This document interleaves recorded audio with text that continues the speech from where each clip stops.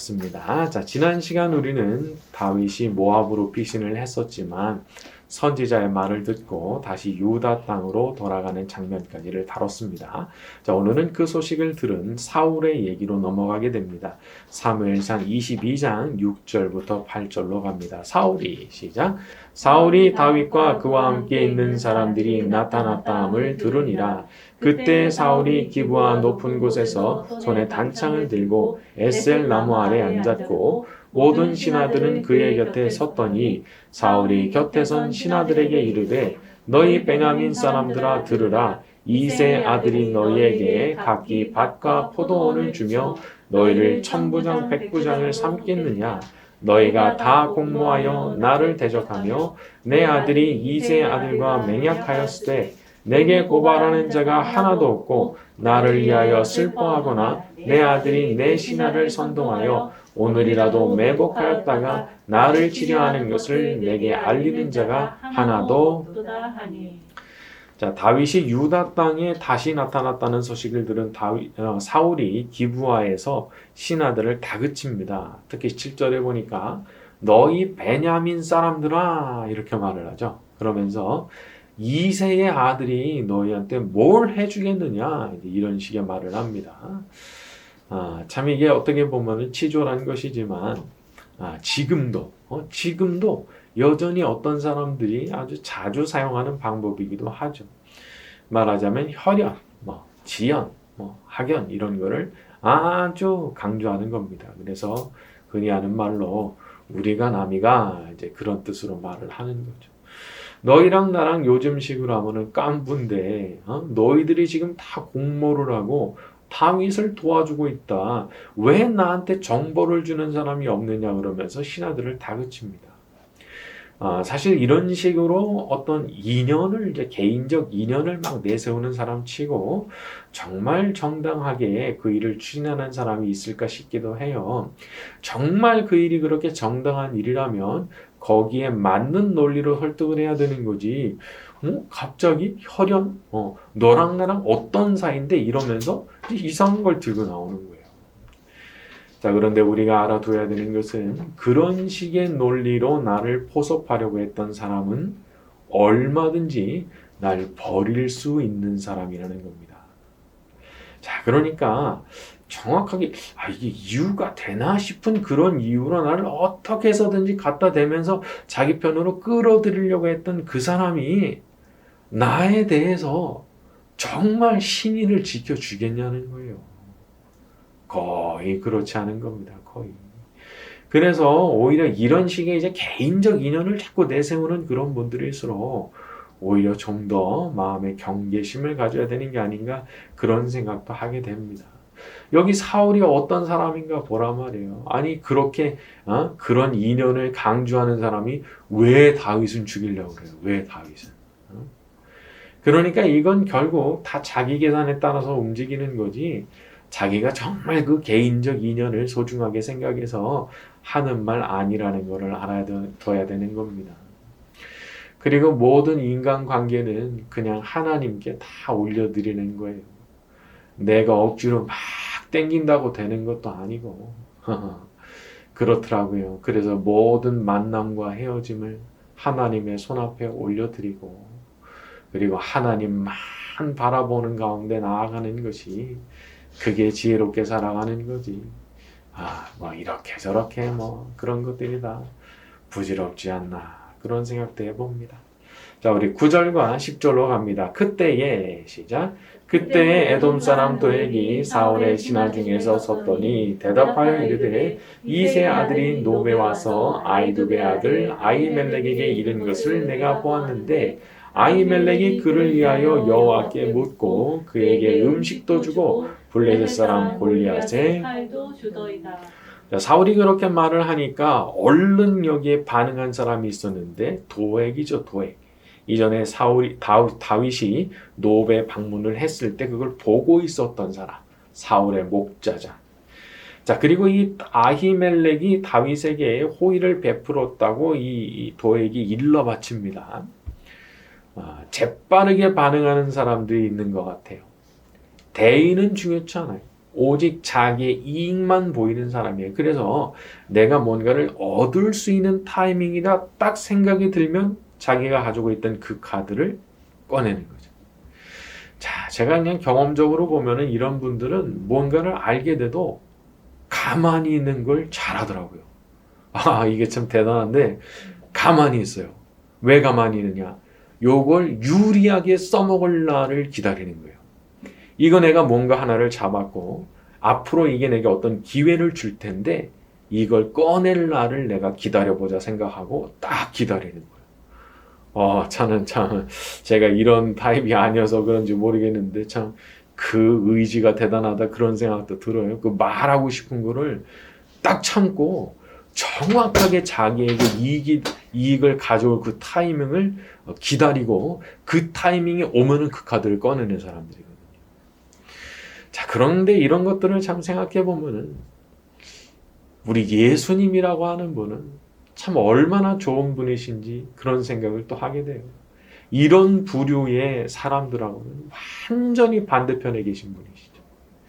섬김을 받으시기에 너무나 합당하신 분이시지만 도리어 섬기려고 하시고 자기를 낮추어서 종의 형체를 가지시고 죽음에 이르기까지 그 양떼들을 그렇게 사랑하시고 완전히 반대편에 우리 예수님이 서 계신 거예요.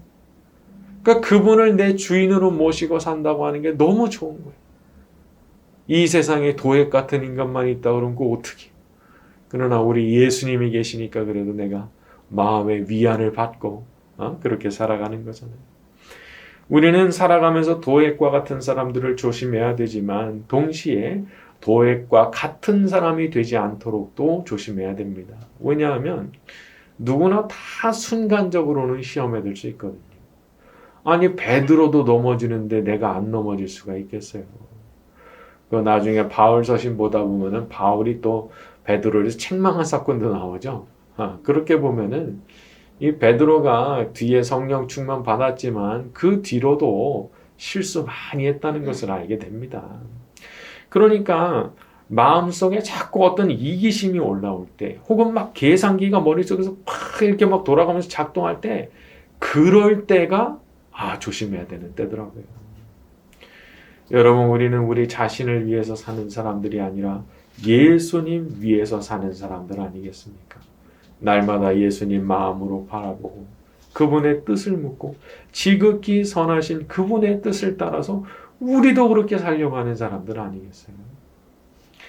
도액같이 살면 마귀가 기뻐합니다. 마귀가. 그 무서운 그 계산, 그 의지, 무서운 결단, 요거 아주 마귀가 좋아하는 거예요. 그러나 반대로 예수님처럼 살면 예수님 같은 마음으로 늘 살아가려고 했으면 우리 예수님이 좋아하시고 예수님께서 기뻐하시고 예수님께서 상을 내려주시는 줄로 믿습니다. 그 우리가 그렇게 살려고 그러는 거예요. 내가 그렇게 살면 마귀는 싫어하겠지만 예수님이 나를 기뻐하시고 예수님께서 나한테 복 주실 거니까 말이죠. 나는 평생 예수님 같은 마음으로 살길 원한다.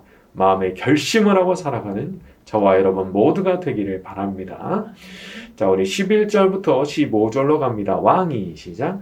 왕이 사람을 보내어 아히두베 아들 제사장 아히멜렉과 그의 아버지의 온 집 곧 노베 있는 제사장들을 부르매 그들이 다 왕께 이른지라. 사울이 이르되 너 아히두베 아들아 들으라. 대답하되 주여 내가 여기 있나이다. 사울이 그에게 이르되 내가 어찌하여 이새의 아들과 공모하여 나를 대적하여 그에게 떡과 칼을 주고 그를 위하여 하나님께 물어서 그에게 오늘이라도 매복하였다가 나를 치게 하려 하였느냐 하니 아히멜렉이 왕에게 대답하여 이르되 왕의 모든 신하 중에 다윗같이 충실한 자가 누구인지요? 그는 왕의 사위도 되고 왕의 호위대장도 되고 왕실에서 존귀한 자가 아니니까 내가 그를 위하여 하나님께 물은 것이 오늘이 처음이니까 결단코 아니니이다. 원하건대 왕은 종과 종이 아버지의 온 집에 아무것도 돌리지 마옵소서. 왕의 종은 이 모든 크고 작은 일에 관하여 아는 것이 없나이다 하니라. 그러니까 사울이 점점 파멸을 향해서 치닫는 그런 내용이라고 볼 수 있습니다. 이제 아히멜렉을 노베서부터 불러와가지고 추궁을 하는데 이 아히멜렉이 아주 합당한 내용으로 자기의 무죄를 주장하죠. 다윗이 누굽니까? 그 인품은 물론이고 당신의 사위고 당신의 호위 대장이고 왕실에서 존귀한 자 아니냐. 거기다가 내가 다윗을 위해서 하나님께 물었던 거 처음입니까? 아니란 말이에요, 아니라. 그런데 제가 뭘 공모를 했다는 겁니까? 이렇게 나는 아무것도 모른다고 이렇게 해명을 했어요. 그러니까 이제 사울이 대답을 합니다. 16절부터 19절로 갑니다. 왕이 이르되 시작. 왕이 이르되 아히멜렉아 내가 반드시 죽을 것이요 너와 내 아비의 온 집도 그러하리라 하고 왕이 좌우의 호위병에게 이르되 돌아가서 여호와의 제사장들을 죽이라. 그들도 다윗과 합력하였고 또 그들이 다윗이 도망한 것을 알고도 내게 알리지 아니하였음이니라 하나 왕의 신하들이 손을 들어 여호와의 제사장들을 죽이기를 싫어하는지라.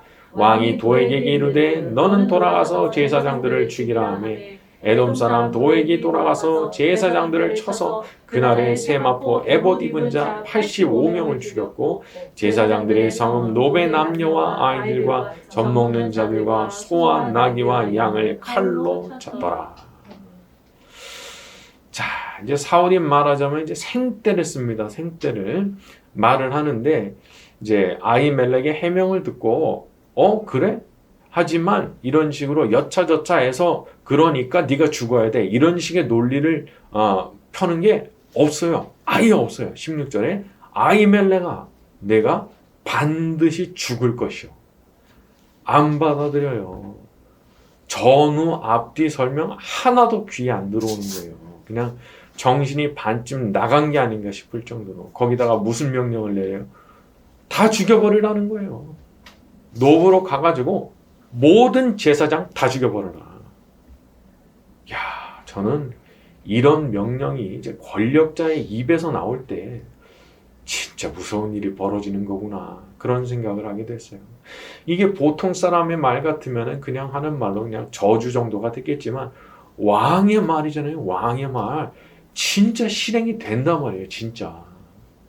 그래서 사도 바울이 권세 있는 사람들을 위해서 기도하라고. 우리가 정말 주님 안에서 평안하게 살려고 그러면 그들을 위해서 기도해야 된다고 말씀한 거겠죠. 자, 그리고 자기 자신이 힘을 가진 사람이 됐을 때 그때도 생각 잘해야 됩니다. 내 입에서 나오는 그 말로 인해서 다른 사람의 인생을 완전히 박살내버릴 수 있는 그런 일들이 일어난다는 것을 잘 알아둬야 돼요. 그리고 사실 사울이 이렇게 명령을 내리게 된 이유를 가만히 보게 되면 그 원인이 있는데 그게 뭐냐면 도에게 말 때문입니다. 도에게 말. 그 입. 다른 사람의 어떤 일을 이상하게 왜곡을 해가지고 그 말을 하는데 그 말이 무시무시한 일을 벌이게 된 거예요. 이 사람의 말이라고 하는 것은 언제든지 마귀가 사용할 수 있는 도구가 될 수 있습니다. 이 말이라는 게 잘 쓰면 너무 귀하고 좋은 거지만 참 사람을 살려주는 그런 일을 하지만 이거 잘못 쓰면 이렇게 무서운 일을 만들고 사람들이 학살을 당하게 되는 일을 만들기도 하는 거예요. 특히 어떤 때를 조심해야 되느냐? 화제거리가 없을 때, 할 말이 없을 때, 요때 조심하셔야 됩니다. 화제거리가 없을 때 이상한 말 꺼내서 말하다가 다른 사람들에게 생각지 않은 화를 입히는 경우들이 많아요. 물론 실수죠. 악의를 하고 가지고 한 게 아닙니다. 그러나 몰랐다고 해도 몰랐어도 상관없는 거예요. 내가 뱉은 남의 실수를 얘기하는 그거 자체가 그 사람한테 어떤 결과를 가져올지 모르는 거거든요. 그렇기 때문에 그런 면에서 참 자기 입으로 얼마나 간수를 잘해야 되는지. 자, 그리고 저는 여기서 이 도에게 존재가 마치 마귀 같지 않나 그런 생각을 하게 됐어요. 하나님의 제사장을 죽인다. 이거 얼마나 꺼림칙한 일입니까? 거기다가 객관적으로 아무 잘못이 없어요. 게다가 노브에 있는 다른 제사장들 무슨 죄예요? 다윗의 얼굴도 못 봐줄 수 있다고요, 이 사람들은. 거기 있는 소, 나귀, 남녀 다 죽였잖아요. 그 사람들은 무슨 잘못이 있냐는 거예요. 근데 도액은 그렇게 합니다. 다 죽여버립니다. 야, 우리가 어떻게 보면은 이런 사람들과 함께 섞여서 세상을 살아가고 있는 거예요. 그러니까 우리가 주님 앞에 항상 엎드리지 않을 수가 없는 겁니다. 세상에 참 마귀를 닮은 사람들이 있기 때문에, 마귀의 종로를 타는 사람들이 있기 때문에 우리가 주님의 도우심을 항상 간구할 수밖에 없는 거예요. 자, 우리 주님의 보호하심은 우리가 이 험한 세상 살아가는 데 있어서 너무너무 필요한 겁니다. 주님께서 보호해 주셔야지만 이 지뢰밭 같은 세상을 안전하게 살아가죠. 사람은 겉만 보고는 모르는 겁니다.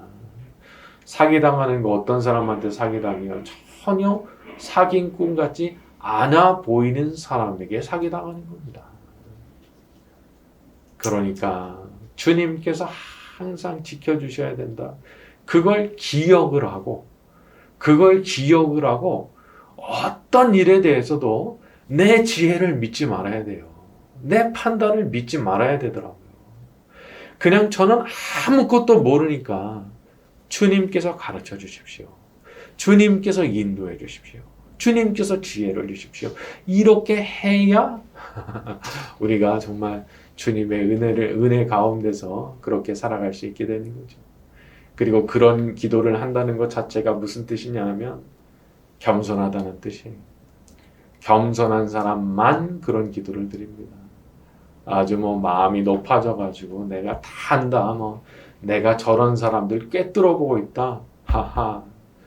그러다가 큰일 난 사람들이 부지기수입니다. 그렇기 때문에 우리가 주님의 도우심을 간절히 바라면서 겸손하게 살고 기도하면서 살 수밖에 없는 거죠. 자, 우리 주님께서 우리를 보호해 주시면 마치 생명싸게 쌓이는 것 같이 우리의 생명이 주님의 은혜에 쌓여서 일평생 안전하게 살고 결국에는 무사히 천국에 도달하게 될 줄로 믿습니다. 자, 오늘 말씀 여기까지 하고 같이 기도하는 시간 가지겠습니다.